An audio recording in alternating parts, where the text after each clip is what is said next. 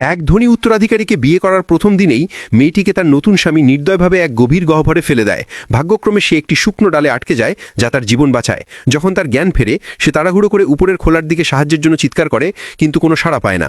এলিপাস উপরের দিকে ওঠার সিদ্ধান্ত নেয়, কিন্তু পাথরের দেয়ালগুলো খুব মসৃণ ছিল, ফলে পা রাখার কোনো জায়গা ছিল না। সে অন্য কোনো পথের সন্ধান করতে শুরু করে এবং শীঘ্রই একটি গুহার দেখা পায়, যা হালকা নীল আলোয় জ্বলছিল।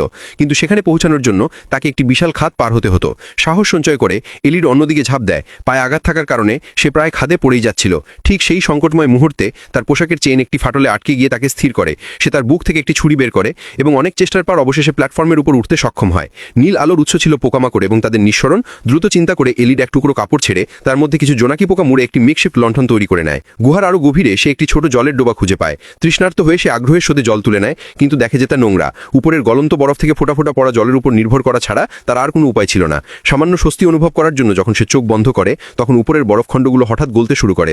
অন্ধকারের মধ্য দিয়ে একটি লাল আলোর রেখা ভেসে আসে এবং তারপর আগুনের শিখাসহ একটি দৈত্য নেমে আসে। এলিপ দ্রুত একটি সংকীর্ণ ফাটলের মধ্যে লুকিয়ে পড়ে এবং আবিষ্কৃত হওয়ার এড়াতে নিঃশ্বাস বন্ধ করে রাখে। হঠাৎ সে দেয়ালে খোদাই করা কিছু চিহ্ন এবং অনেক মৃত নারীর ছিন্ন ভিন্ন পোশাক দেখতে পায়। সে বুঝতে পারে যে এরা সবাই তারই মতো মেয়ে, যারা ধনী পরিবারের দ্বারা প্রতারিত হয়ে দৈত্যের কাছে বলি হিসেবে এখানে নিক্ষিপ্ত হয়েছে। এই অস্থায়ী নিরাপদ অঞ্চলে এলিড অবশেষে পাথরের দেয়ালে হেলান দিয়ে ঘুমিয়ে নিজেকে বিশ্রাম দেওয়ার সুযোগ পায়।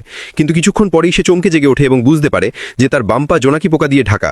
বিরক্ত হয়ে সে সেগুলোকে ঝেড়ে ফেলে দেয়, কিন্তু আবিষ্কার করে যে তার ক্ষত অলৌকিকভাবে সেরে গেছে। নিজের সন্দেহ নিশ্চিত করার জন্য সে আরেকটি জোনাকি পোকা তার বাহুতে রাখে। সত্যি সত্যি ক্ষতটি দ্রুত সেরে যায়। শক্তি ফিরে পেয়ে এলেব আত্মবিশ্বাস ফিরে পায়। গুহায় খোদাই করা একটি মানচিত্র থেকে সে জানতে পারে যে যদি সে এই পথ ধরে এগিয়ে যায়, তাহলে সে আরেকটি উইহতা পথে পৌঁছাতে পারবে, যা প্রমাণ করে যে কেউ একজন এখান থেকে একবার পালাতে পেরেছিল। দেয়ালে নিজের নাম খোদাই করার পর সে জোনাকি পোকার আলোয় নিজের পথ চলতে শুরু করে। কিছুক্ষণের মধ্যেই সে একটি স্ফটিক সজ্জিত গুহায় পৌঁছায়, যেখানে সূর্যের আলো এসে পড়ছিল। সে মাটিতে পড়ে থাকা একটি মুকুট তুলে নেয়, পোশাক ছিঁড়ে ফিতে তৈরি করে এবং আরোহণের জন্য তার হাত ও পায়ে পিছিয়ে নেয়। হঠাৎ গুহার উপর একটি কালো ছায়া দেখা যায়, যা এক ভয়ঙ্কর গর্জন করে ওঠে। এল-লর আতঙ্কিত হয়ে ঘটনাক্রমে পিছলে যায়। দৈত্যটি তার রক্তাক্ত মুখ খোলে এবং শিকারের পড়ার জন্য ধৈর্য ধরে অপেক্ষা করতে থাকে। শেষ মুহূর্তে এল-লর মুকুটটি একটি পাথরে আটকে নিজেকে অল্পর জন্য মাছিয়ে নেয়। সে মরিয়াভাবে উপরে উঠতে থাকে এবং শীর্ষে পৌঁছাতে সক্ষম হয়। কিন্তু যখন সে অবশেষে উইহতা পথে পৌঁছায়, তখন সে বুঝতে পারে যে এটি কেবল একটি খাড়া পাহাড়ের দিকে নিয়ে গেছে, নিচে নামার কোনো পথ নেই। হতাশায় ভেঙে পড়া এল-লর প্রায় কাদো কাদো হয়ে যায়। ঠিক তখনই সে দূরে ঘোড়ার খুঁড়ির শব্দ শুনতে পায়। সে মনোযোগ আকর্ষণের জন্য হাত নাড়ে এবং চিৎকার করে, কিন্তু দৈত্যটি তার দিকেই ঝাঁপিয়ে পড়ে। আতঙ্কিত হয়ে সে একটি কোণায় পিছিয়ে যায়, যেখানে সে একটি মানুষের কঙ্কাল খুঁজে পায়। তখন তার কাছে বিষয়টি পরিষ্কার হয়ে যায় যে নারী দেয়ালে মানচিত্রটি এঁকেছিল সে আসলে কখনোই পালাতে পারেনি।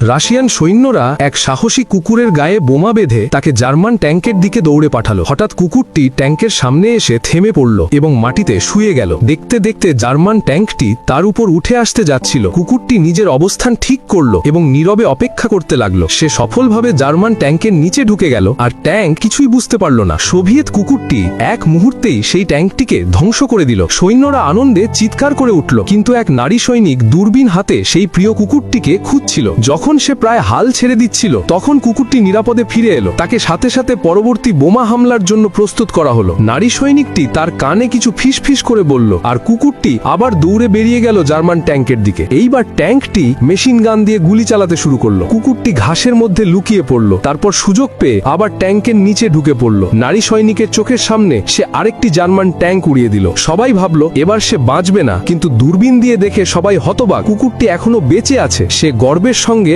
সোভিয়েট ট্রেঞ্চের দিকে দৌড়ে এলো, যেন বলছে কাজ শেষ বস। কিন্তু যত বড় শক্তি তত বড় দায়িত্ব। সোভিয়েট কমান্ডার এবার তাকে ট্রেন উড়িয়ে দেওয়ার মিশনে পাঠালো। জার্মান সামগ্রী ভর্তি এক ট্রেন রেল লাইনে থেমেছিল। আত্মঘাতী কুকুরটি বোমা নিয়ে দৌড়ে বেরিয়ে গেল। গাছ পেরিয়ে প্রায় উড়েই চলল, কিন্তু সে সঙ্গে সঙ্গে হামলা করলো না, বরং ঘাসে লুকিয়ে সঠিক সময়ের অপেক্ষা করলো। যেই মুহূর্তে জার্মান সৈন্যদের মনোযোগ অন্যদিকে গেল, সে রেল লাইনে উঠে বোমাটা নামিয়ে রাখলো। সোভিয়েত সৈন্যরা ভেবেছিল মিশন সফল, কিন্তু জার্মান সৈন্যরা দেখে ফেলল এবং সাথে সাথে সতর্ক হয়ে গেল। সোভিয়েত সৈন্যরা কুকুরটির মাথায় হাত বুলিয়ে দিল একটু অনুশোচনা নিয়ে। তারপর তারা পরবর্তী ট্রেন বিস্ফোরণ মিশনের দিকে রওনা দিল। একটি শতবর্ষ পুরনো সেতু ছিল, যেখানে জার্মানরা পাহারা দিচ্ছিল। আবার কুকুরটির শরীরে বোমা বেঁধে দেওয়া হলো। যেই ট্রেনটি আসলো, জার্মান সৈন্যরা দূরে সরে গেল। কুকুরটি চার পায়ে ছুটে চলল সোজা সেই সেতুর দিকে যেখান দিয়ে ট্রেনটিকে যেতে হবে। ট্রেনটি সেতুর উপর দিয়ে যেতেই এক প্রচন্ড বিস্ফোরণে লাল ধোঁয়ায় আকাশ ভরে গেল। সবাই ভাবল কুকুরটি কুকুরটি এবার মারা গেছে। কিন্তু তখনই সেই সাহসী কুকুরটি আবার নিরাপদে ফিরে এলো। সে একদম বিশ্বস্ত সাথীর মতো কমান্ডারের মুখ চাটতে লাগলো। সবাই বিশ্বাসই করতে পারছিল না এই অলৌকিক কুকুরের কীর্তি। তাকে পুরস্কার হিসেবে চিকেন লেগ দেওয়া হলো। অবশেষে সে সেই নারী সৈনিকের সঙ্গেও আবার দেখা করলো। কিন্তু যুদ্ধ তখনও শেষ হয়নি।